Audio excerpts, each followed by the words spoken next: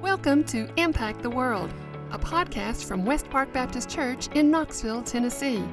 This is where we discuss topics related to how we can all love God, love people, and impact the world. Here's your host, Tara Hayes. Hi, I'm your host, Tara Hayes, and today I have sitting with me my very good friend, Cindy Reynolds. Hey, Cindy. Hello, Tara. She is the Connections and Community Director here at West Park, and we have some exciting things happening that I just wanted to sit down and have a conversation with her about. As most of you know, we just kicked off our global conference yesterday.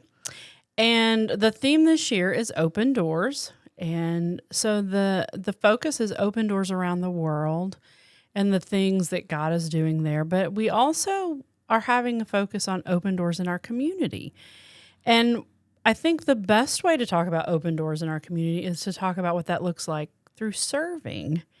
And so we have some new ways that Cindy we just want to discuss new opportunities and new ways that you can find those opportunities to serve our community.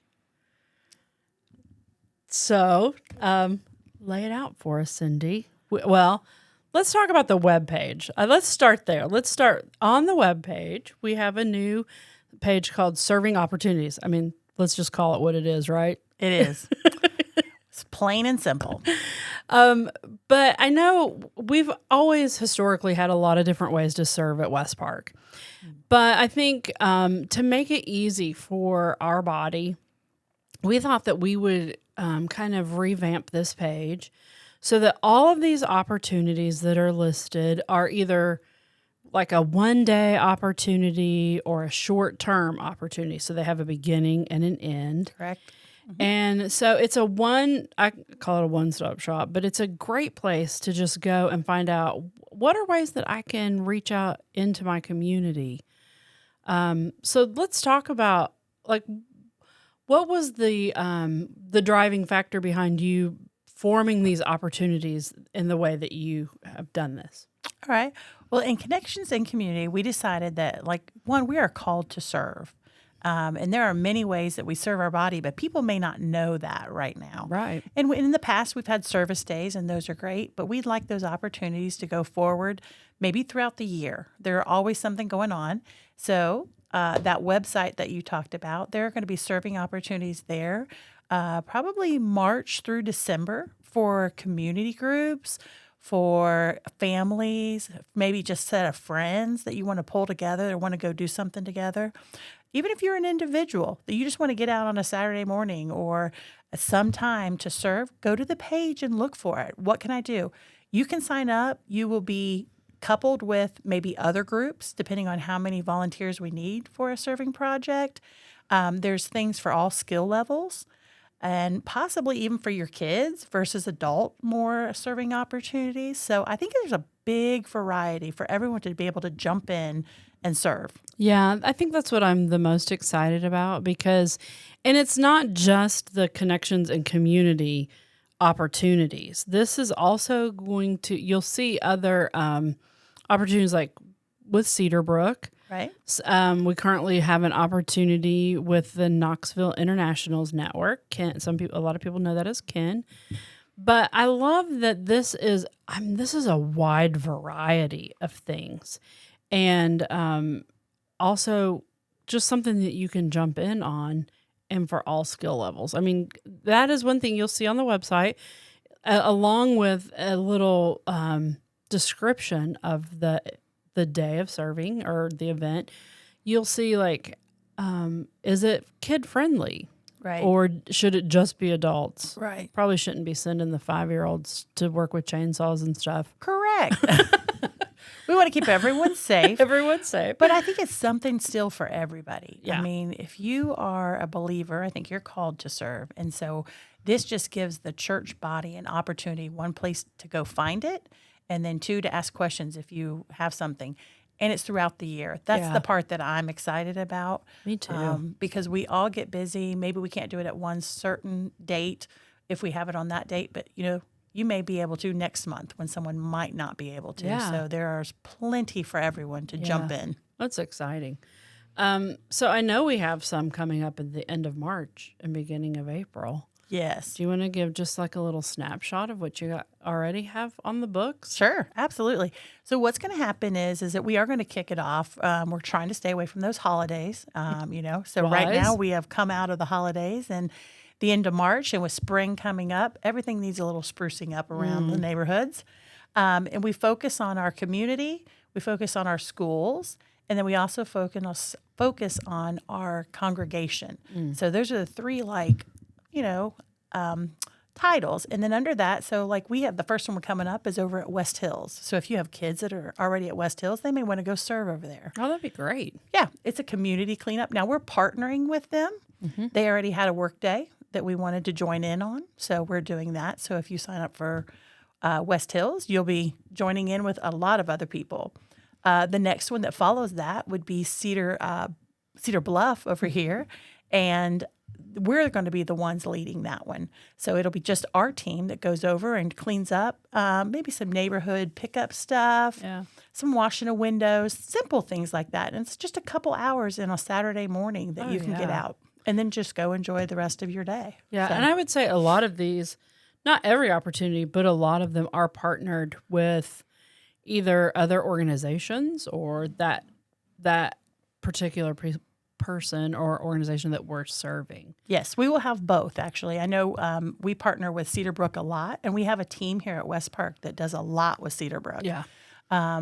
But this one coming up, even with that, following the school ones, we have one over at Nature's Cove that's going to be a community. We're partnering with the residents that live there. Yeah. So we want to, build those relationships. Well, how better do that than go out and do it together? It's their community, and we want to serve alongside them. So we're coming alongside them to help.